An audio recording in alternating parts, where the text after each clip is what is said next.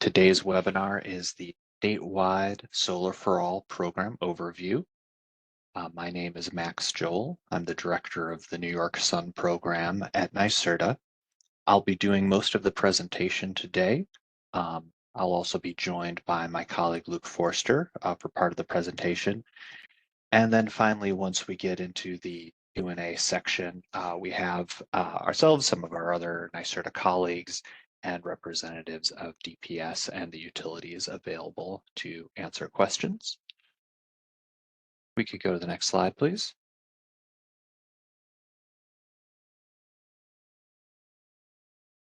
So before I review the agenda, I'll just touch on a few housekeeping points. First, this webinar is being recorded and will be posted on the NYSERDA website. That usually takes us a few days, so look for that next week. Second, we will have a Q&A, but that will be because we have a few hundred people in this webinar, we'll be doing that via the written Q&A function that's on the lower right-hand side of your screen. So if you have a question that comes to mind at any point during the presentation, please use that Q&A function. We'll be taking those in throughout the webinar. And then at the end, after the presentation, we'll pause for a moment, we'll review everything that's come in, and then start to answer, read out and answer the questions that have come in, and we'll have time for that at the end. So I'll just say once more that this webinar is being recorded and will be posted, as I see people are still coming in. So with that in mind, let's jump into the agenda. This presentation is really designed as kind of a 101 for the Statewide Solar for All program. So I know we likely have people on this webinar who've been following the program development very closely for years now. A lot of this might be information you already know, but I know we also have people who may have just recently learned about the program or have heard about it in May after the commission order. And we wanted to take this opportunity to really go into some detail on how the program will work, how it compares to the traditional opt-in CDG or community solar, provide some background and then detail on what the May 2024 order lays out, and then go through how the participation process will work, both for solar, but also for energy storage. And then finally, I know this is of some interest, we will be sharing our provisional compensation levels for the first year of the program here today. These will be posted officially on Friday, November 1st, but we're sharing these versions with you now. And then throughout, I'll be referencing back to where we stand in the process for Statewide Solar for All's launch and initial implementation. We'll review that again at the end, and then give some time to Q&A. And then finally, before we move on, I'll say it one more time because I feel like you can never say it enough. We are recording this webinar and it will be posted on the NYSERDA website likely next week. Next slide, please. So kicking off with a concept overview, Statewide Solar for All was approved back in May. And the purpose of the program is really to extend the benefits, the financial benefits of bill credits from community solar and storage projects to low-income utility customers. And this will be available throughout the investor-owned utilities. Want to sort of underline a really important part of this program from the customer perspective is that it is opt-out. So all low-income customers who are enrolled in the utilities energy affordability program will automatically be included. We'll talk a little bit more about what that means later. And then finally, I'll note in the high-level concept overview that eligible technologies include standalone solar projects, standalone storage projects, as well as systems that are paired PV and storage. And we'll talk a little bit about how the sort of process and compensation levels may vary for those different technology types. Next slide, please.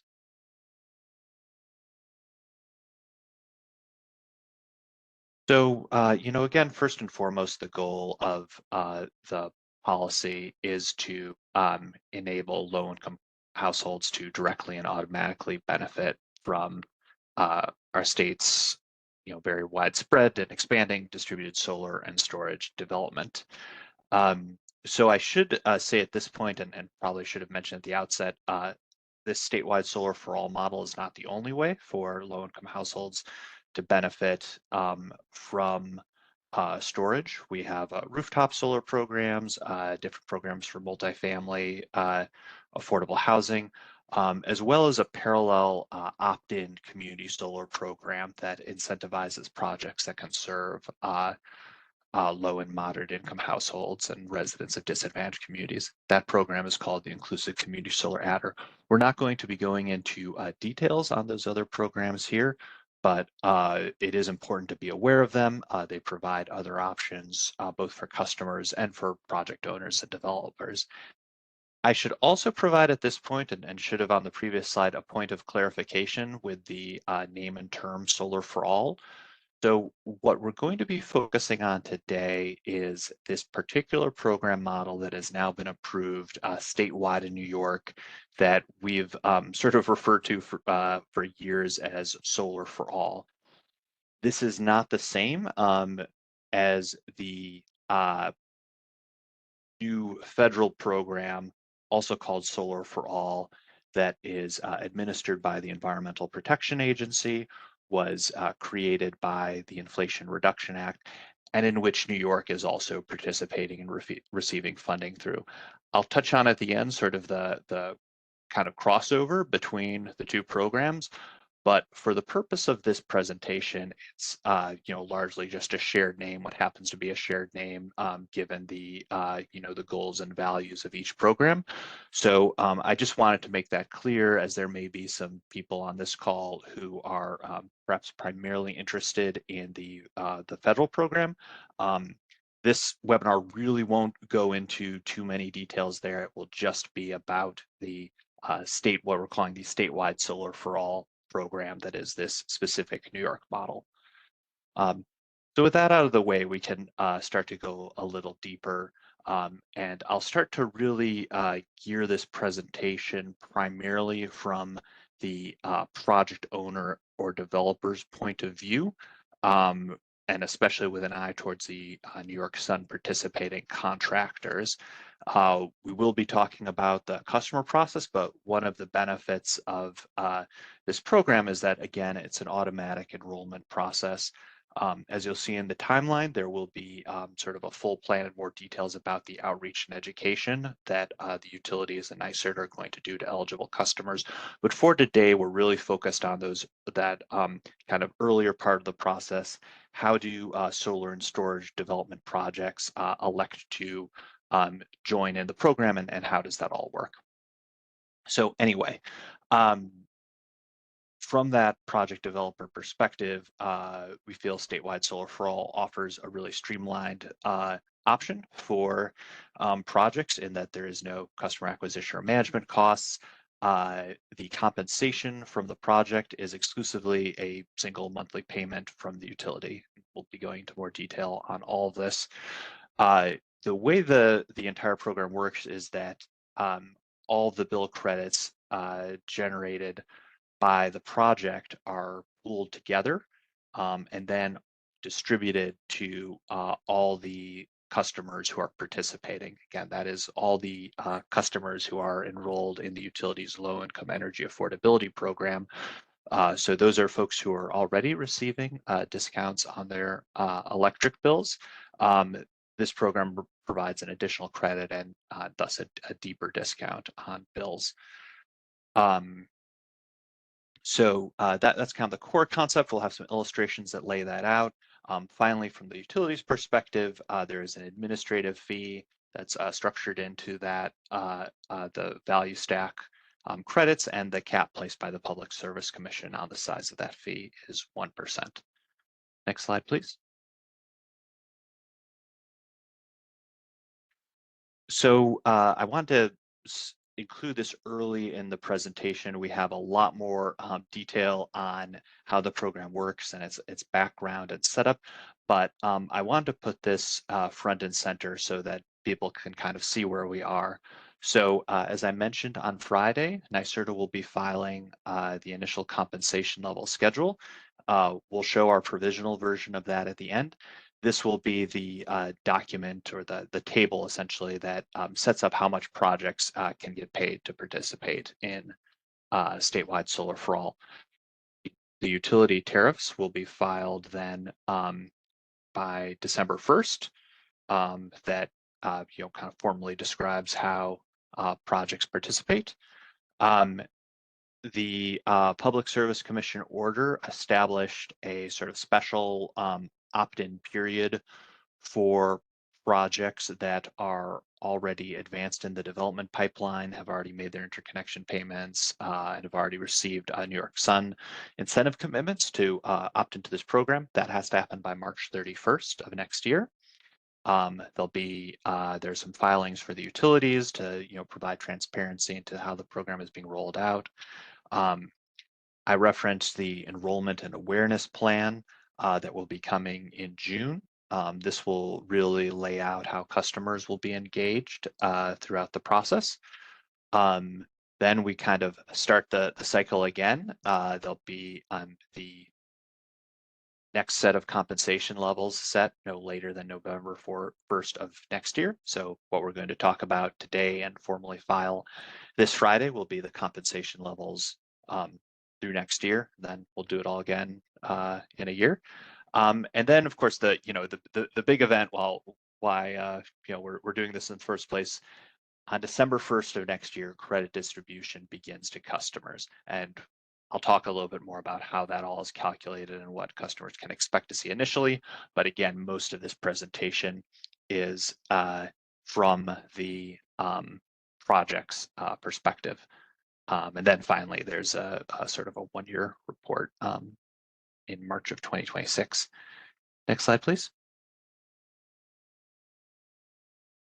Okay, so again, from that 101 perspective, and to give people some sort of a clear distinction and contrast between how the opt-in CDG, often just referred to as community solar system works, or for that matter, remote crediting with one or a smaller number of commercial off-takers works. I think most people on this webinar are pretty familiar with this model. You have the project, it has a direct contractual relationship with the subscribers or off-takers. Those might be residential customers or commercial customers. Of course, generation for the project goes out to the distribution utility, and the utility allocates credits directly to customer utility bills. If it's a net crediting project, the money then, of course, flows in the other direction. Customers pay their bills, and the distribution utility pays the project owner. Or if it's in the two-bill system as well, the customers pay the project owner directly. So that's the kind of opt-in CDG model that is distinct from what we are now implementing as an option with the statewide solar for all model. So next slide, please. So statewide solar for all, from the project perspective, probably the most notable thing is that it completely removes the direct relationship with the final customer. The project, just as before, obviously we're not, nothing changes from an interconnection or electrical perspective. The project generates what it generates, exports to the grid.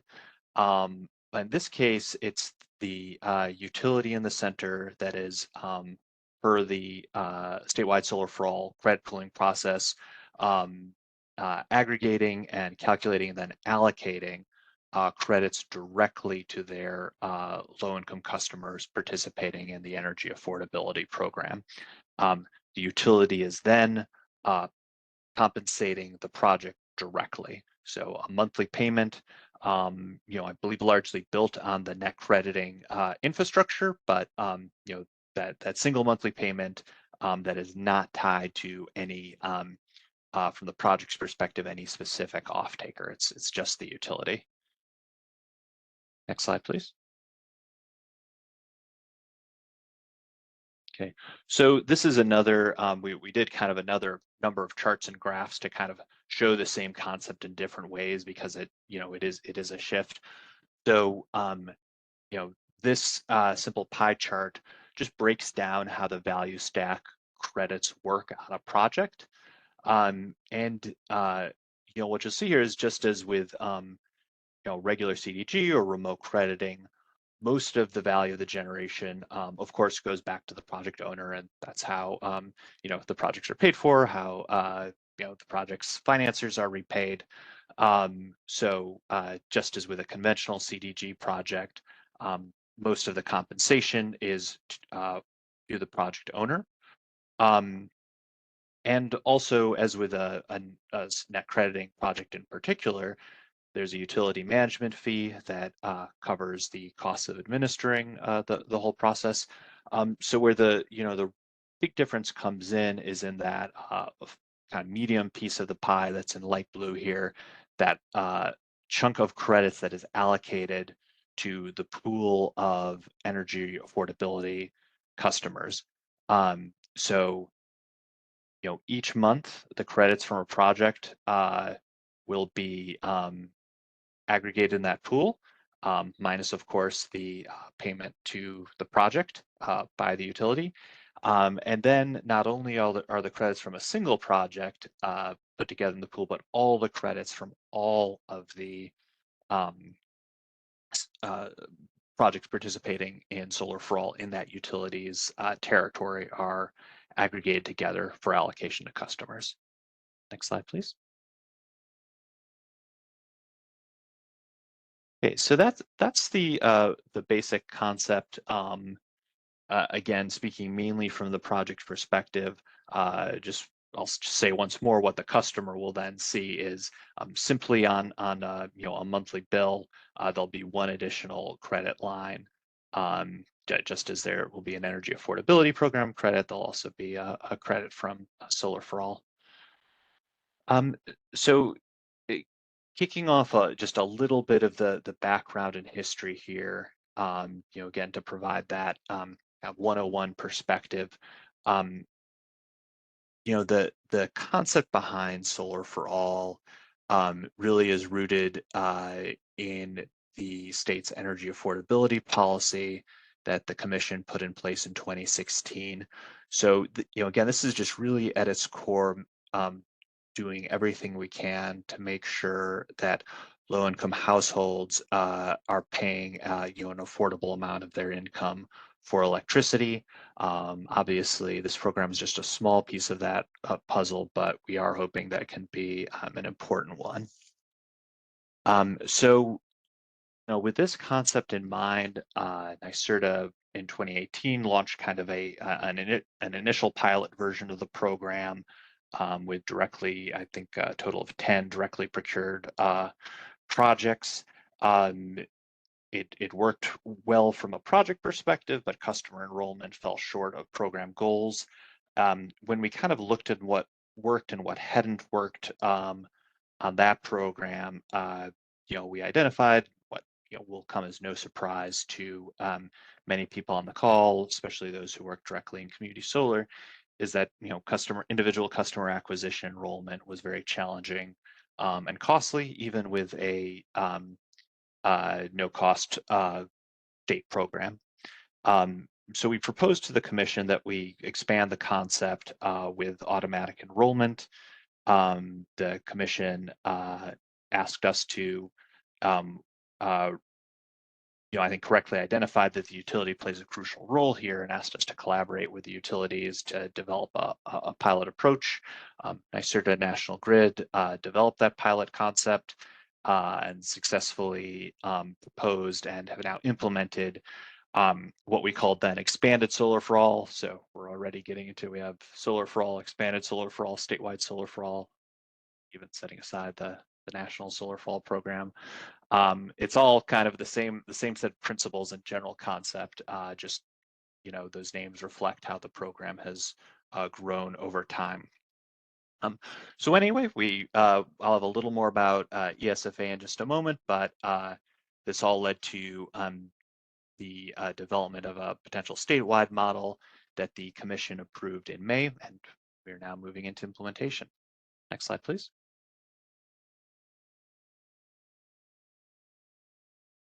So this is just a quick background note on that expanded Solar for All program. So I think we have the benefit of not doing this from scratch right now. National Grid has a fully operational Solar for All program. 300 megawatts have been procured, though many of those are still in development and construction. And 160,000 customers have been receiving bill credits for this entire year from the program, which we're really proud of and appreciative of the partnership with National Grid. Next slide, please. So let's get into the current program, or the program we are now implementing, and the really comprehensive May 2024 Commission order.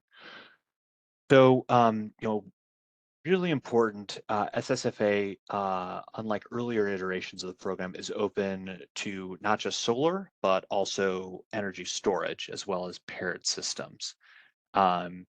Each one of the IOUs is included in the program, but has its own program. So there's no, as noted here, there's no inter-utility pooling. Credits don't move from one utility to another. It's really a set of parallel programs. The Commission determined that projects that are already in operation can't jump into S-SFA. Those projects already have customers. We wouldn't want to sever any of those relationships.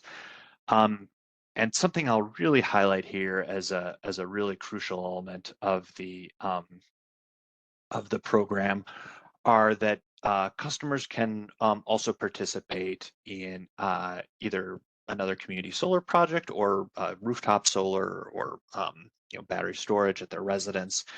There's what we call dual participation.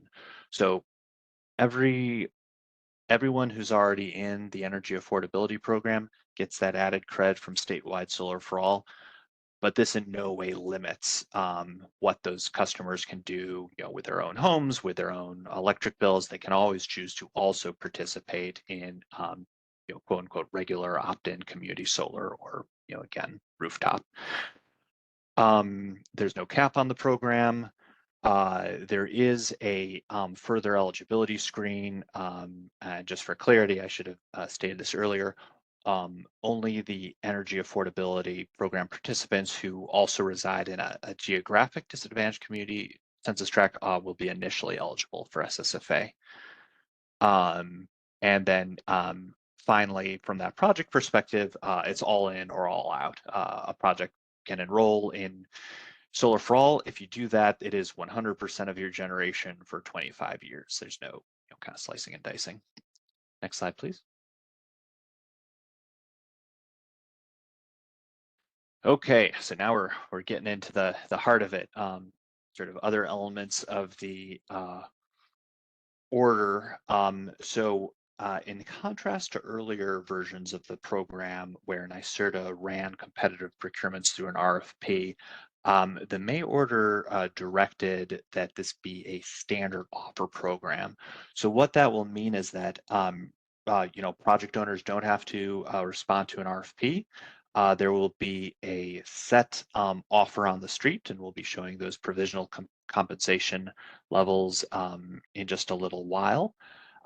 And you will know ahead of time for projects that are reaching the enrollment threshold that year, what the compensation will be. So you should have and I think as noted here, that compensation level is accepted by the project at time of interconnection deposit, so the 25% payment. So the intention here is to give projects that option early in the process let projects get that compensation certainty alongside locking in an e-value, and just making this as kind of like transparent and certain and reliable to project developers as possible. So there's other details noted here. I think it'll be easiest to talk about some of this once we get into the actual compensation levels.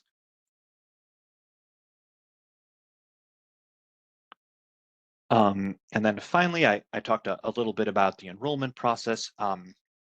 For disenrollment, prior to interconnections, projects can disenroll without penalty, switch to remote crediting or CDG. Once a project is interconnected, the commission directed that there should be a disenrollment process, but it should be a pretty strict one. Once projects are online and generating credits, a lot of the planning of the programs, benefits to customers will really be put in place. So just frankly, we don't want projects dropping out of statewide solar for all once they're in. So this just means that once a project is operational, there's basically a 1-year transition period if you would want to switch out of statewide solar for all. Next slide, please.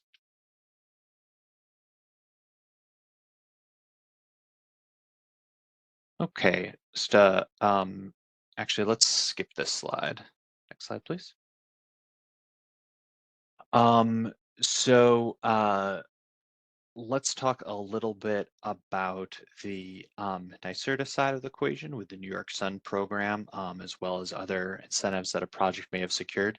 So in the May order, the commission determined that there would be an opportunity for projects that are already in the pipeline, have already received community credit, market transition credit, though I believe most of those projects have already been built, or a community adder or other kind of older New York Sun incentives to opt into the statewide Solar for All program.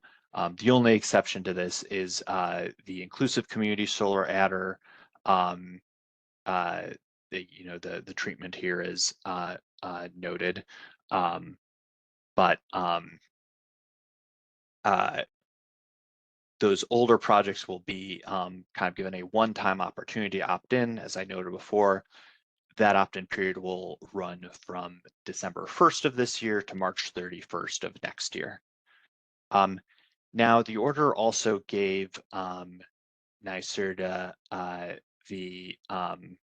directed NYSERDA to look at also including a statewide solar for all adder for projects that did not receive any of those incentives or that come into the program in the future. So we plan to initially set that incentive at 7 cents a watt upstate, and 20 cents a watt in Con Edison. Apologies, some of the details on this slide are a little out of date. So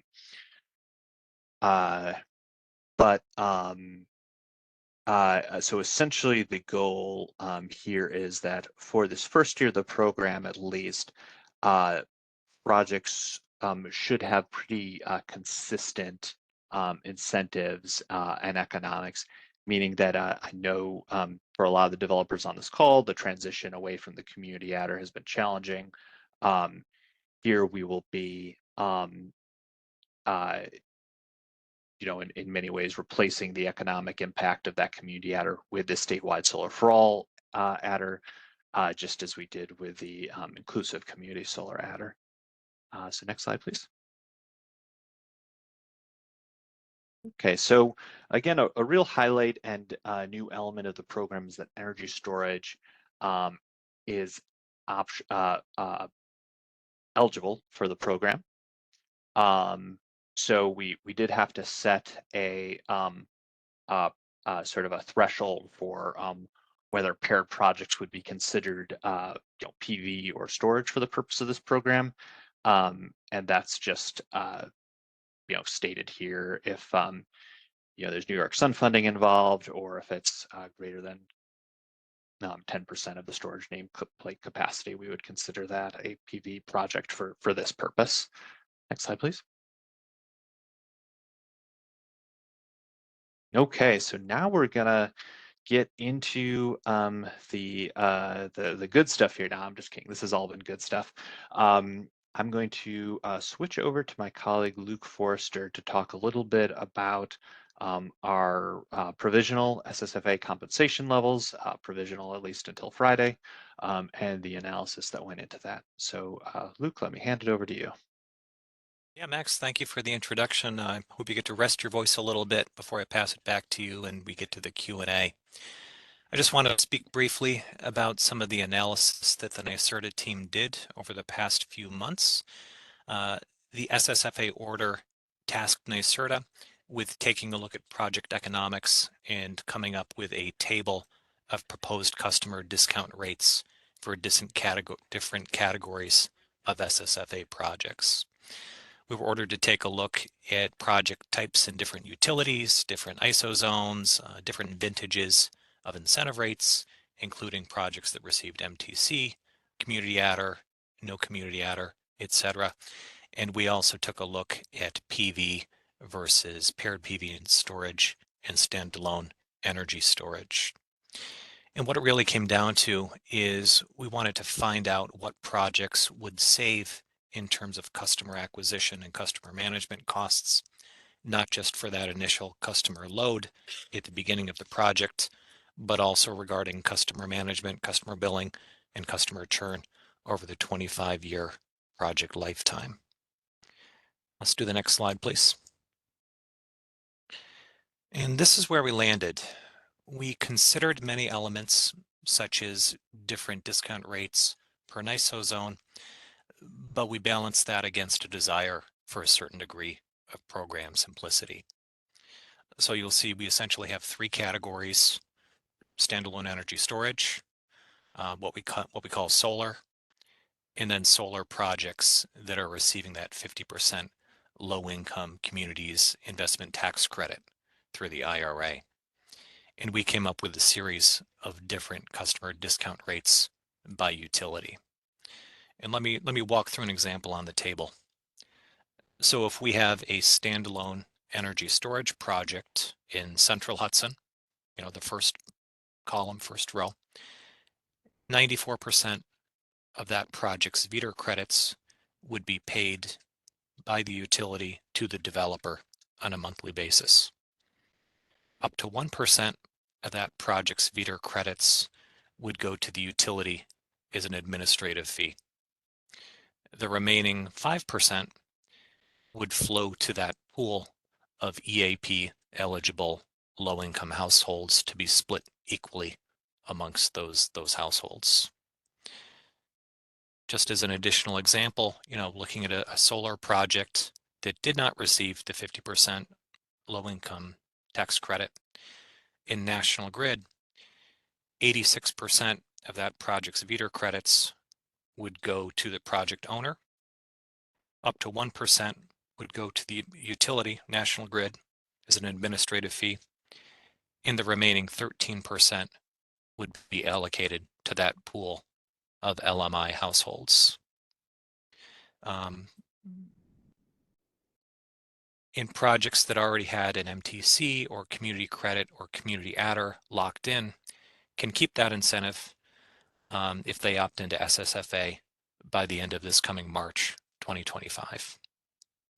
As Max mentioned, projects with an ICSA, an inclusive community solar adder, would forfeit that in order to participate in the statewide solar for all. Projects that did not receive one of those incentives, market transition credit, community adder, can apply and receive that new S-SFA incentive, which, as Max mentioned, would be 7 cents a watt upstate and 20 cents per watt in Con Ed territory. And let's move on to the next slide. I think we only have one left, so why don't I just take us through this as well. NYSERDA will update and refile that table of compensation levels throughout the year if there's a major change to the solar landscape in New York, such as if if and when the Public Service Commission issues an order on the beyond 10 gigawatt proposal. We know that that proposal indicated minimum bill discount rates, so it may be appropriate to update the S-SFA table.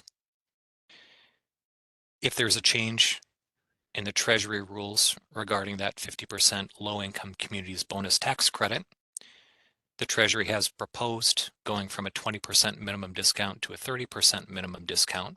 That's currently open for comment. Again, that could trigger us to update that table of S-SFA discount rates. And finally, if there is a new S-SFA adder funded by RGGI funds. I'm sorry, by the Greenhouse Gas Reduction Fund. And let's move on to the last slide. And this is a recap of next steps and timeline. And Max, why don't I pass this back to you? Thanks so much, Luke. So I think we'll just leave this on screen while we take a look at the questions that have come in. And just again, those key next steps are, I think really the utility tariffs coming out on December 1st, which will may always be the starting gun for projects to enroll. So I'm going to go on mute for a minute while we look through the questions. Please keep them coming in. Really appreciate everyone sticking with us for a very dense presentation.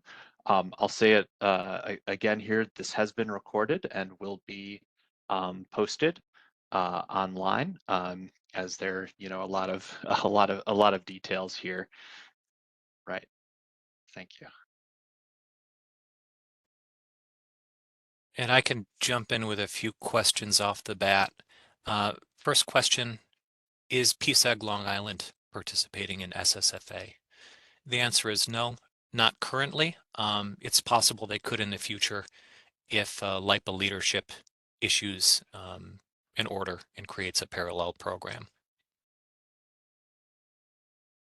Next question, are non-CDG projects eligible to opt in as well?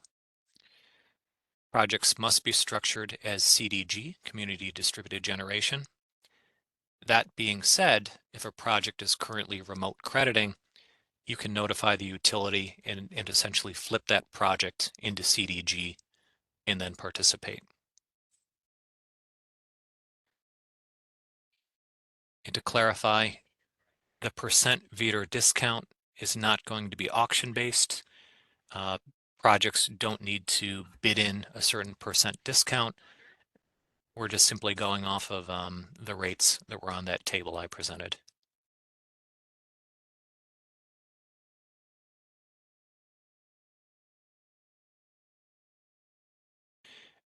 And the S-SFA incentive adder is available for solar, not for storage. If a project is paired PV plus storage, it certainly could receive that.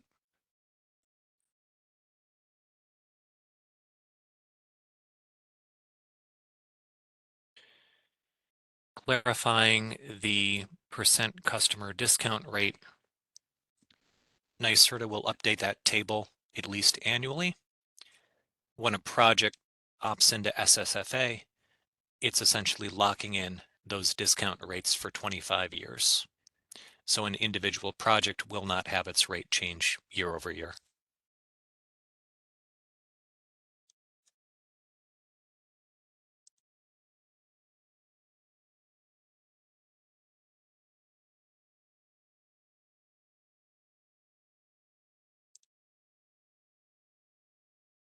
Luke, I can trade off and I can take a couple here. Let's see. I think just a couple questions on the process for projects to opt in, such as how will projects that have made a 25% payment but are not yet operational opt in. They will have the option through March 31st, 2025. The exact so each utility will provide that option. I think the exact process will be, kind of forthcoming from each utilities in terms of how to do that in their portals. But would anyone from who's on from the utilities like to speak to some of the process there?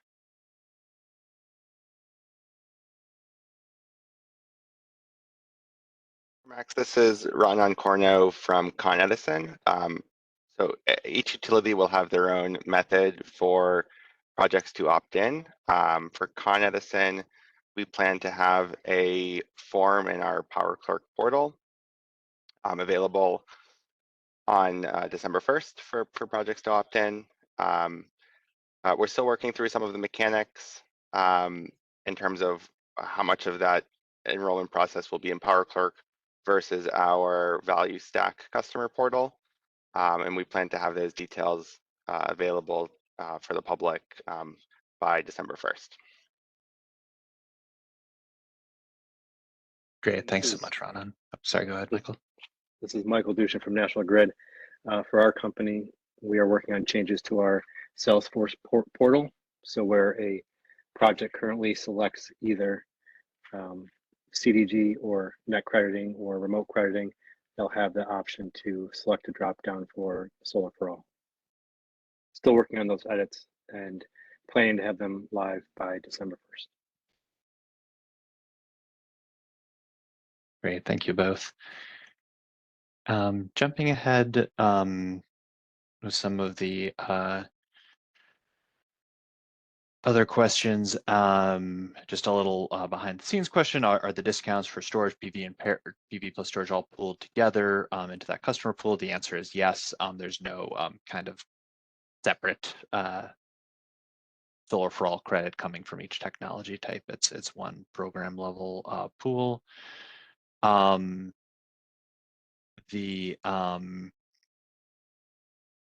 think we had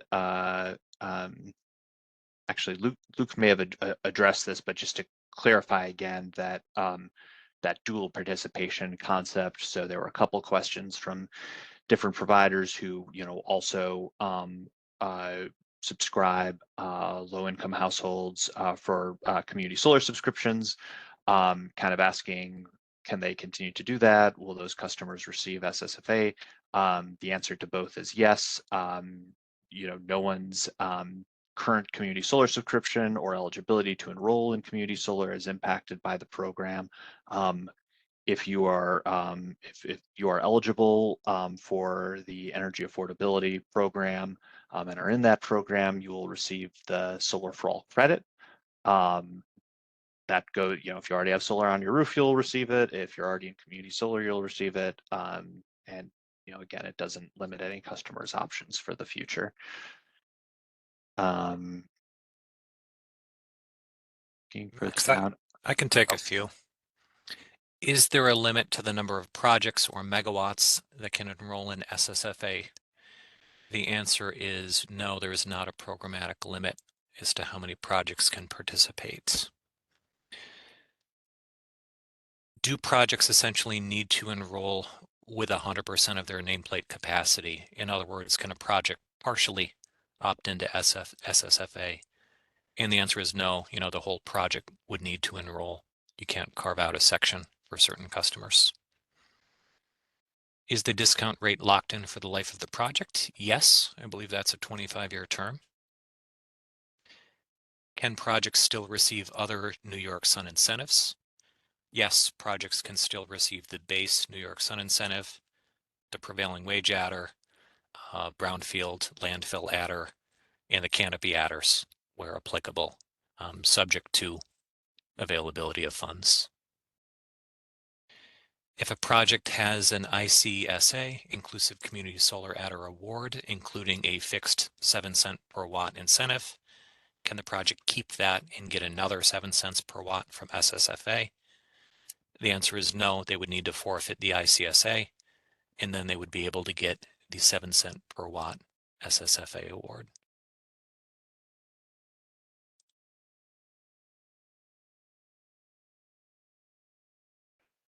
Okay, I'll tag in. Thanks, Luke. we had a couple questions about the interactions with the federal low-income communities bonus credit, specifically the Category 4 20% credit. So first, we just had the question: does the S-SFA program pair with that program? The answer is yes. To the best of our understanding, obviously consult the IRS program rules, but you know, we are aware of the SFA projects that have received awards under that program. So there's also kind of the flip side of that question, you know, which I think is from a developer asking, you know, is the only way for them to have their project qualify for the federal low income communities bonus credit to enroll the project in S-SFA? The answer there is definitely no. You know, projects can continue to, you know, instead of solar for all, you know, just go ahead and do kind of conventional community solar. Again, I refer to the Treasury rules on how to you know, qualify those projects for the bonus credits, but that's certainly I believe the bulk of the Category 4 credit. Those projects are also likely eligible for the NYSERDA Inclusive Community Solar Adder. You know, the state in general and NYSERDA's the structure of the New York Sun program in particular remains, you know, very supportive of opt-in community solar, especially serving disadvantaged communities. There was a question: will there be a remaining pool of LMI subscribers who are not automatically enrolled into the program? So I guess I'm gonna look at this question in terms of like who at the customer level would not be eligible for statewide solar for all. So, you know, that would first and foremost be anyone not enrolled in the Energy Affordability Program, EAP. There are certainly I think it's pretty well established. There's low-income customers that, for various reasons, have not signed up for EAP, and there's a lot of outreach and education that occurs to, you know, really try to encourage people to, you know, receive that really important benefit. So, you know, however, if folks are not enrolled in EAP, they wouldn't be eligible for the program. And then, as noted, at least initially, only customers who also reside in a geographic disadvantaged community will receive an S-SFA credit. The exception there is in National Grid, because all EAP customers, regardless of their location, were participating in ESFA, that will continue forward. Those customers will receive the S-SFA credit. There's a question from a municipality that, as I read it, is also interested in offering even larger utility bill discounts to low-income residents. I think this may be a question that might relate to community choice aggregation, and I'd either refer to DPS, but it may just be a better one to you know, follow up directly on. Yeah. Max, I can take a few of these. Great. Someone's asking for a question for a project currently under development. How would their VETR and New York Sun incentives differ between solar for all and call it business as usual?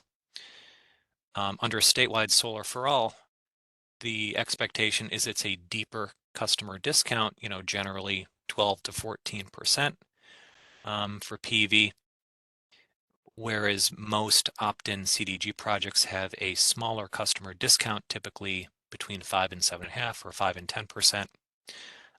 But in exchange for that deeper customer discount, there is the removal of customer acquisition and customer management costs. Regarding incentives, an S-SFA project could get the new S-SFA incentive adder, but they would not be eligible for the inclusive community solar adder. We had a few questions on the table. Could we flip back to that, please?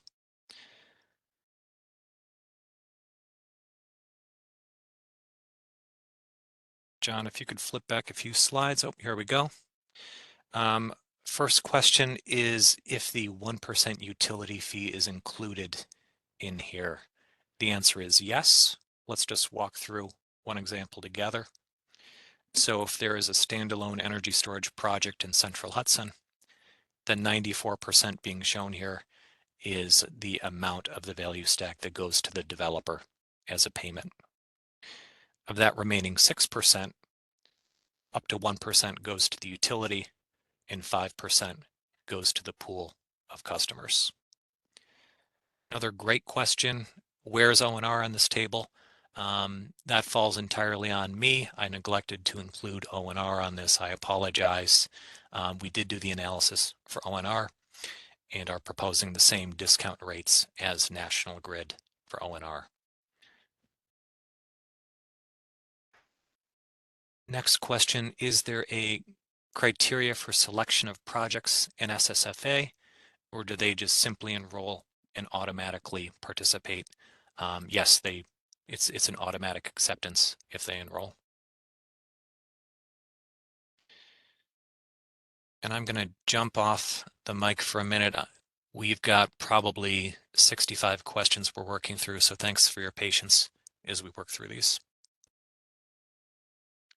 And Michael, I saw a couple that I was were just going noted to for jump you. in. Want to jump in? Yeah, please. Yeah. There are a few questions coming through on National Grid's ESFA program. First, do you expect that any not yet finished ESFA projects will leave ESFA and apply for S-SFA? No, that is not allowed. All of the ESFA awarded projects must remain in the ESFA program and to their participation agreement they have signed with National Grid. So those compensation levels and any other parts of that agreement remain in effect for the term of that project. Another on ESFA, similar, are the ESFA and S-SFA customers in the same pool? Will the new S-SFA customers for National Grid projects join the pool in existence already for ESFA? Yes, it will be one pool going to the same EAP customers. For projects that opt into S-SFA starting 12/1 and are being placed in service in the first or second quarter of 2025, will such projects be able to start receiving utility compensation payments immediately upon becoming operational? Yes, for this program, they begin receiving their monthly payments once they're interconnected and creating value stack credits, regardless of when the credits are hitting the EAP customer bills the following year. So just like for net crediting, you're paid the month after you inject.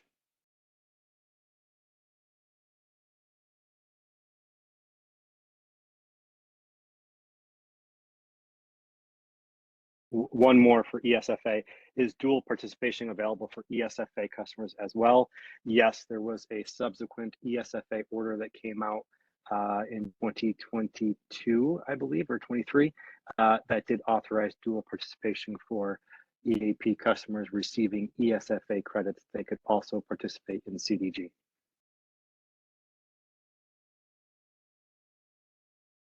And this is Tom Dwyer from DPS staff, just chiming in, I think, on the CCA related question Max mentioned earlier. The question is if our municipality wants to make a larger than $50 a year utility bill discount to low income residents in the town, using one or more CDG projects that the residents would be enrolled in unless they opt out, could they do that in parallel or instead of the program?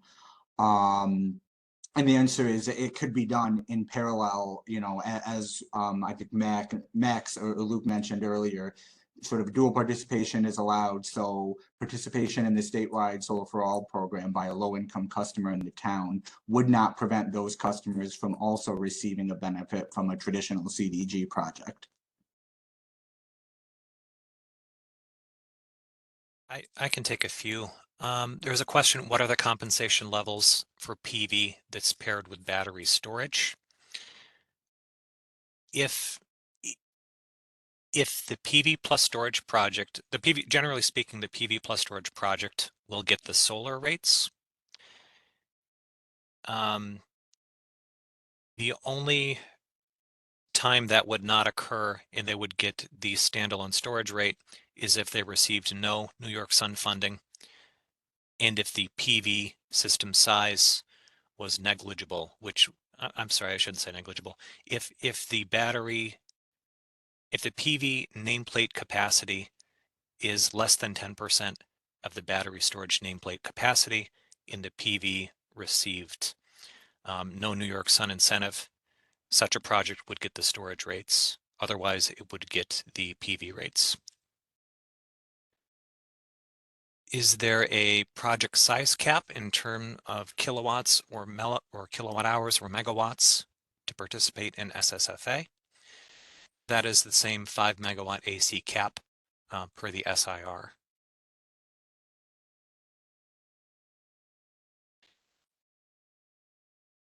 Can rooftop properties that participate in S-SFA still function as behind the meter solar projects serving on-site load? S-SFA projects must be structured as community solar or CDG. I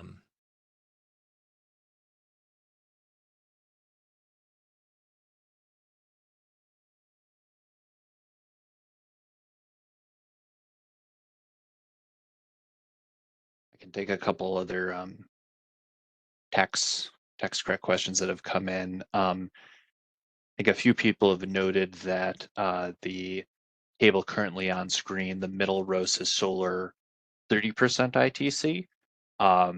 That is it's a good flag that we probably shouldn't represent it that way.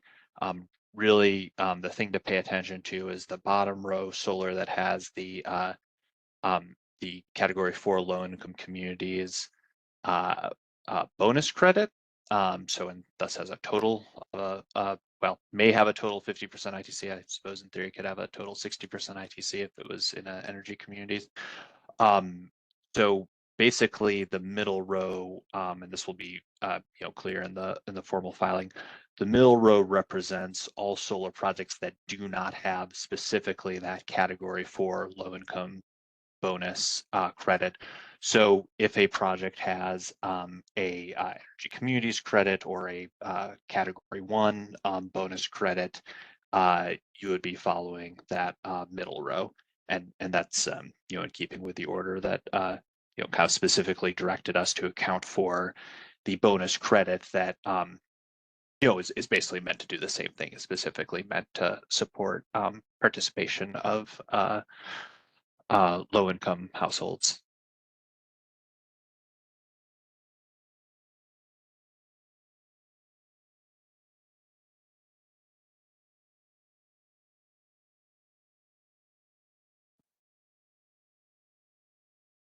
Is the S-SFA program going to be a block program or does it go on indefinitely? The answer is it's not going to be a block program. It will just be an available standard offering for the foreseeable future. Question on how and when to apply for the S-SFA adder. Max, I think I'll defer to you there on the logistics of how and when developers can apply. Yeah, thanks, Luke, and thanks for the question there. So, first, we also had a couple questions just about the eligibility for the S-SFA adder. So, if a project right now, has already received a New York Sun incentive award, it is not eligible for the S-SFA adder. You can keep your community adder or your other base incentive. But projects without that have one of those adders already aren't eligible. So the pipeline projects, I should just being specific here, pipeline projects that do not have a community adder, or and when I say pipeline, I'm referring to projects that are in the New York Sun pipeline, already have New York Sun incentive awards. So projects without a community adder or projects that have not yet applied for New York Sun incentives but will be eligible for that S-SFA incentive adder, 7 cents upstate, 20 cents in Con Edison. We will make that an option in the New York Sun portal. For new projects, it will be selected kind of at the same time as other incentive information is added, and we will be kind of publishing a how-to for those projects that want to opt in and how you can go about getting the incentive added. For folks on this call who are participating contractors and have been with us a while, you may be familiar with some of the sort of retroactive opt-in processes we've put in place. I think most recently it was the prevailing wage opt-in, so it'll be a similar process to that for projects to get an incentive added back in. I'm hoping we can stand that up by the end of the year so that after those tariffs are published in December, it will be immediately available. But at the very least, we'll be able to set it up so that projects can have everything lined up and their incentive award updated before that, well before that March deadline.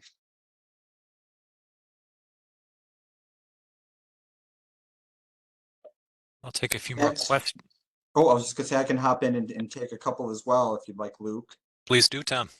We had a question here. Is there consideration of having all EAP customers be eligible rather than only EAP customers within a disadvantaged community? The answer is yes. The commission set the program with kind of a more narrow scope to start, but as signaled in both the Solar for All order and the NYPA reach order that came out last month, the intention is as more projects participate, to scale up and include potentially all low-income customers, not just those in a disadvantaged community. And then even beyond that, to potentially include moderate income customers as well. And then another one here, to be clear, S-SFA credits will be added to the EAP residents and LMI census tracts automatically as in forced migration. I think what they're referring to here is the fact that this is opt-out. So the answer is yes, there's no action needed by the low-income customers. These credits will automatically be provided on their bill. That said, if a customer wanted to opt out of the program, they could do so just by contacting their utility.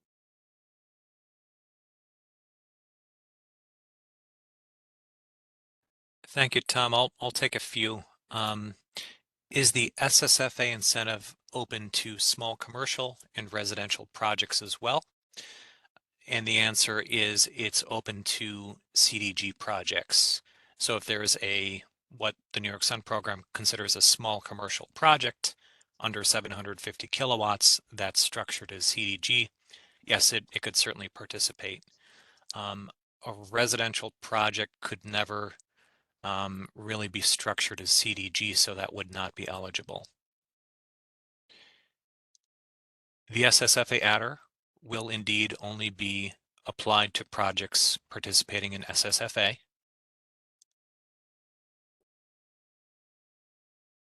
This does not constitute a change to the way VETR works or VETR functions. A percentage of a project's VETR credits will be allocated to customers, but S-SFA is not an underlying change to the way VETR is calculated.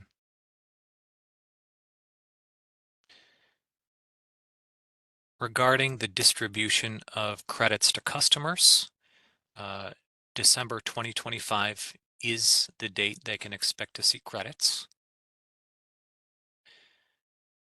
When we're talking about projects in the pipeline, we're referring to projects in development that have not yet received utility permission to operate.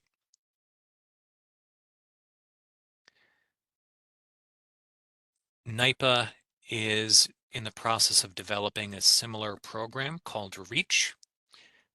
Projects would need to choose whether to participate in S-SFA or REACH. They could not dual participate in both.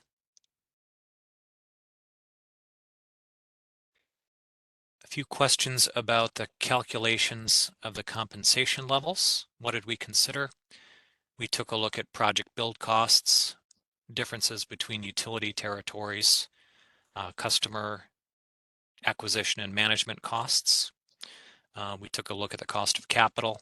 We took a look at project generation profiles across the state. And we did reach out to a fair number of developers for input on those modeling assumptions. We did take a look at project revenue and generation profiles across different NISO zones. We concluded that with the exception of breaking Con Ed territory into New York City versus Westchester, it made sense to keep the other utilities just a single rate regardless of their ISO zones.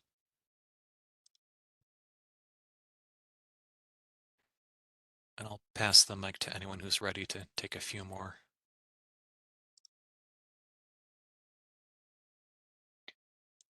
Well, we had a couple of questions from the customer perspective. One was, how will the credit appear on the bill?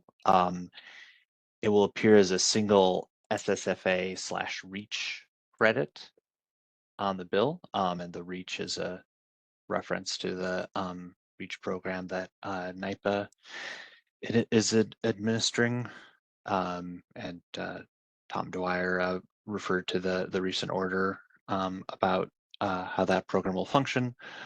Speaking of which, there was a question about, I think that may have already been addressed, whether a project can participate in both programs. The answer is no, it has to be S-SFA or REACH. And then again, from a customer perspective, there was a concern raised that if a project is, if a household is signed up for energy affordability, starts receiving this S-SFA/REACH credit, and is then also doing, just signs up for a community solar subscription, that kind of creates the opportunity for a lot of confusion, seeing multiple things on the bill. So one element of that is the kind of distinct bill line wording that I just described.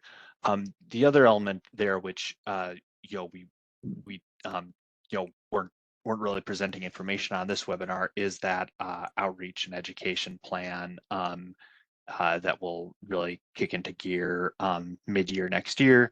That will really be customer focused and aimed at avoiding confusion, but also making customers aware and encouraging them to consider all their options under that dual participation paradigm, that energy efficiency for your home, community solar, rooftop solar, heat pumps, just like all the things that people can do in their homes. So there was one other one I caught here. Oh, there was just a question about the role of subscription managers in S-SFA. There really isn't one. It's a direct process as we described. Customer support is directly through the utility. And we have a question for projects that enroll in S-SFA, and I think this would apply either to projects that are already in development and opt-in, as well as future projects. Is there a deadline to complete the project and become operational? And the answer is no. It just as there's no deadline on the the e-value or the value stack. Once a project has received the compensation commitment, if that project continues forward to construction, once it's interconnected, we'll start receiving that compensation and be in the program. If there is a standalone storage project that opts into S-SFA, can it apply for and receive the energy storage incentives that NYSERDA is signaling we're rolling out early next year? The answer is yes. The intention is for S-SFA to be able to pair with retail storage incentives.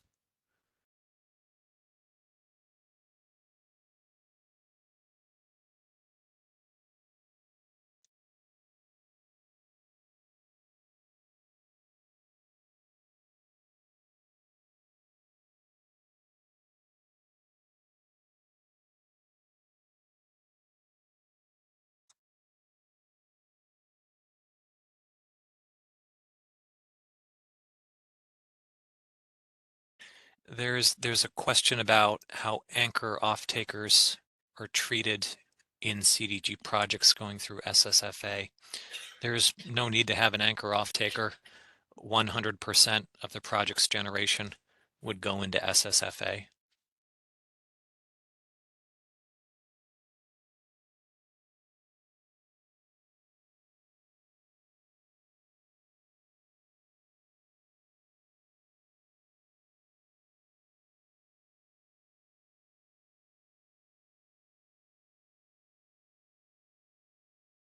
We're starting to wind down in terms of questions coming in. We've got a few repeats.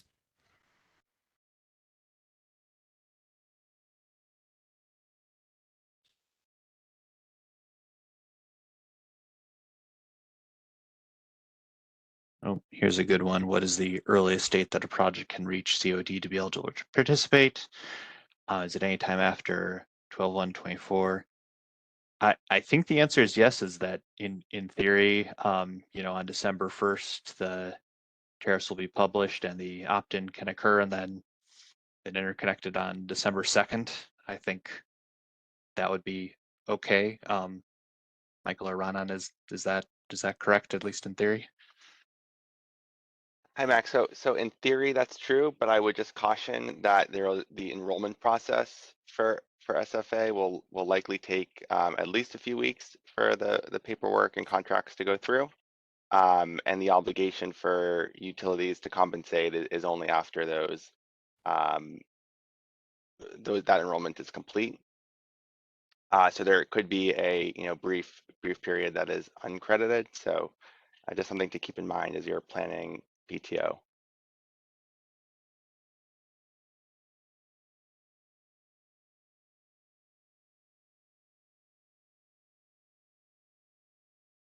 Thanks. Looks like we had just a follow-up about anchor customers. Just to be clear, there are no anchor customers. The only option for projects in S-SFA is dedicating 100% of the generation to the S-SFA program. So if you like an anchor, you want to take a different approach. There are, there's a question just about, again, the federal tax credits, and this question specifically is necessary to receive certainty that participation EAP is a valid form of evidence for the Category 4 bonus. So I think we really just need to say that no one on this call can provide tax advice. NYSERDA, the utilities, DPS, we're not going to be certifying or qualifying a project for the federal tax credit. That's an application process via the DOE for the tax credit.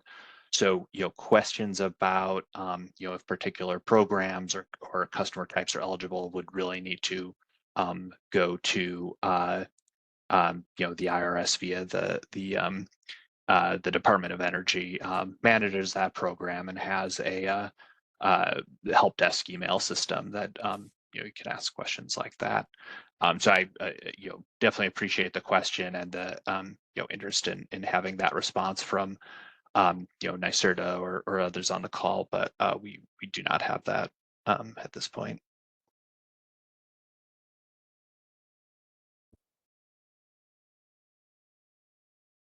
We had a question or a couple of questions sort of related to what safeguards for customers exist in the instance where statewide solar for all credits are delayed or not accurately reflected on their bills. I'll note that the customers would still have the same recourse, like to file complaints and things like that with the commission as they would for any type of billing disputes with the utility. One thing I will note, kind of related to another question, really Solar for All doesn't really operate the same as typical CDG. And it's really more likened to like the low income bill discount program, where eligibility is just determined and then a discount is provided to all eligible customers. That's unlike CDG, where there's like subscription lists to manage and different percentages, maybe to different subscribers. So the issues that we've seen on the CDG side, which have their own separate track to address, you know, folks are probably aware of some of the billing performance metrics that staff has proposed for CDG. But a lot of that is likely not to be as implicated here on the Solar for All side, where implementation and the provision of credits to customers is much more simple.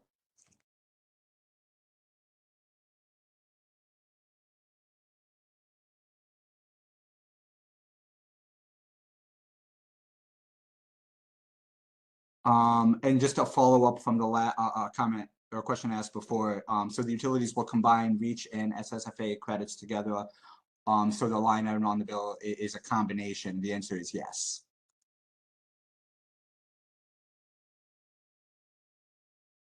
And I see just a last specific question about the breakdown in the megawatt block incentives. Just to confirm, the base incentive is still available for S-SFA projects. So in this specific question, they're asking about an upstate block 21 project received 5 cents, so the current block. So whether it's a project that applied recently after the community adder was exhausted, or applies in a couple months, say, the answer is yes, it would receive the 5 cents base megawatt block. In all likelihood, if it's over 1 megawatt of AC in size, it would also receive the prevailing wage adder, and then also be eligible for an additional 7 cents from the S-SFA adder, or alternatively, the inclusive community solar adder, if the project wanted to pursue opt-in community solar for low and moderate income households. But the alternative is only between S-SFA and ICSA. Those other prevailing wage adder and base, just to restate once again, those all projects are eligible for those.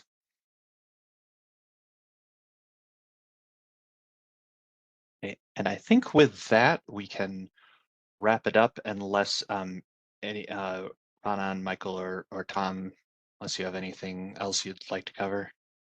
I just saw one that I thought we should cover, just to be crystal clear. There's a question that said, what happens to any project that wants to opt in after the March 31st deadline? Will the next opt-in period begin again on December 1st, 2025? So to be clear, starting December 1st, 2024, any project that is not already interconnected has the option to choose statewide solar for all, just like they would have chosen CDG or net crediting or remote crediting. Those are for projects that are not already interconnected into the utility system. That's an open enrollment period throughout the year, starting December 1st, 2024, based on the compensation levels that NYSERDA is going to publish in November. The opt-in period from December 1st, 2024 to March 31st, 2025 is only for projects that have already put down their 25% prior to December 1st, 2024, that want to switch into the program. This is their one-time option to do that. After that point, they will no longer have that option.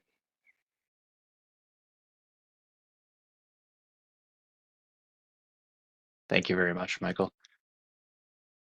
Okay, and I think that after that very active Q&A section, I want to thank everyone who joined us today, either as the group presenting and asking questions.